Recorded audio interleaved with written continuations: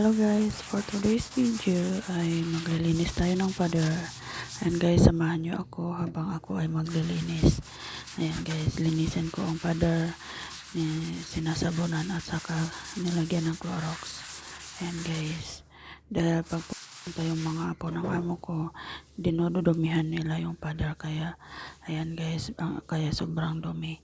Kaya yan, in-sprayan ko ng Clorox tapos sinasabunan. At pagkatapos pinupunasan ng basahan. Ayan guys, kuskus maayo, char.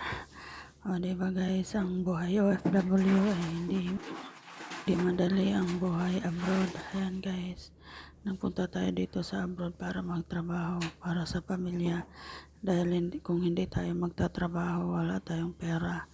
Ayan guys, ang buhay abroad ay mahirap talaga guys. Kahit nakakapagod, pilit pa rin tinitiis na dahil sa aming pamilya. Ayan guys, ayan, kuskus doon sa taas, dahil hindi ko na yun maabot. Ayan, sinusungkit na lang natin guys. Ayan, yung sa taas para matanggal yung abog. Yan, wala namang doon, dumi na yung parang dumidikit kasi mahaba, mataas na. Yung madumi lang yung sa baba kasi yung mga bata nilalagyan nila ng mga ballpen kung ano-ano na lang. Pero doon sa taas, alikabok lang talaga ang dumi doon sa taas. Yan guys. Tapos, doon lipat na naman tayo sa kabilang area. Ayan guys, yan ang ginagamit natin pag kuskus. Ayan, tapos ayan, pagkatapos mikos natin, pabalik-balik si Inday. Ipakita niya yung pang kuskus niya. Ayan, diba, yan, dyan talaga yung madumi yung sa baba, kasi yung mga bata nilalagyan ng dumi, napakadumi, kung ano-ano na lang, mga chocolate, kung ano, mga pentel pen, kung ano, mga ball pen. Ayan guys, kaya nahihirapan akong magtanggal, pero dahil trabaho natin, pinipilit nating tanggalin. Ayan, tapos pagkatapos natin sabunan, pinupunasan ng basahan. Ayan guys, yung buhay abroad guys, hindi madali, dahil kung ano ang utos ng amo ay kailangan mong gagawin. Dahil sinasahuran tayo, ay kailangan nating trabahuin ang ating trabaho. Ayan guys, pagkatapos lipat naman tayo sa kabila. Ayan, ayan, kinukuskus natin yung ang dumi talaga guys, kasi sobrang mga dumi, mga itim-itim, kung ano-ano nilalagay ng mga bata guys.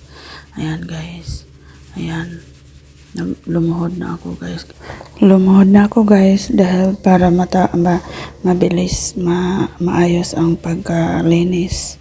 Ayan guys, dahil ang dumi, para malakas, para may power, char.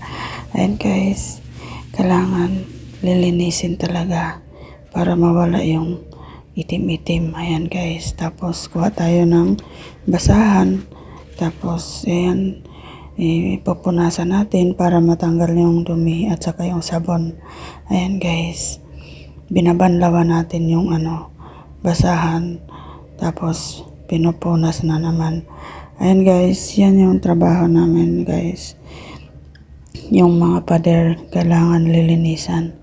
Ayan, kaya ang buhay abroad ay hindi madali. Ang trabaho namin hindi madali guys, dahil lahat ng bahay ay lilinisan. Ayan, tinatanggal pa natin yung natitirang mga dumi. Ayan, kinukuskus. Ayan, para perfect ang ating trabaho. Ayan guys, diba, tapos kukuha tayo ng pangsungkit dahil hindi natin maabot yung sa taas. Ayan, kaya sinusungkit na lang natin yung doon sa taas. Ayan guys, dahil wala namang dumi doon sa taas, alikabok lang. Ang madumi yung nasa baba, kasi yun ang mga bata nilalagyan nila ng dumi. Pero yung sa taas wala nang alikabok lang talaga. Kaya yan, sinusungkit na lang natin doon sa taas. Ayan guys, yan yung buhay abroad. Ayan guys, pati mga pader kinukuskus ng maayos. Ayan guys. Kaya sobrang nakakapagod talaga guys.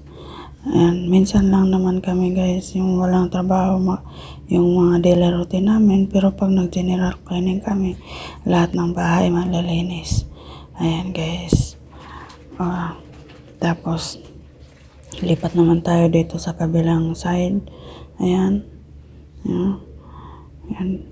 Tapos pinupunasan natin dahil tapos na sinasabunan, binabanlawan na lang natin ng yung basahan.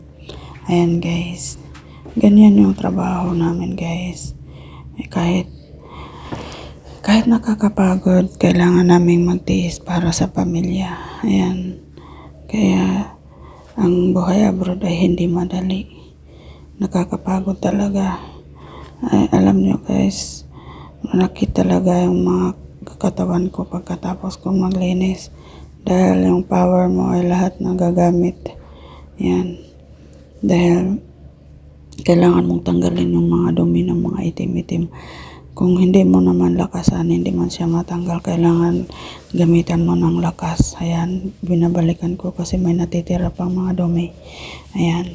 Ayaw ko kasing may makikita pang dumi. Ayan, itim-itim. Kasi siyempre, naglilinis tayo tapos hindi natin ayusin. Pag nakikita ng amo natin na may natira, parang baliwala din yung paglilinis natin. Gusto ko kasi maglinis yung perfect. Perfect, wala nang makikita. Parang makikita talaga na naglilinis tayo. Ayan guys, tapos na tayo. Thank you for watching. Nakakapagod, pinagpawisan ng person. Thank you for watching guys. Bye-bye.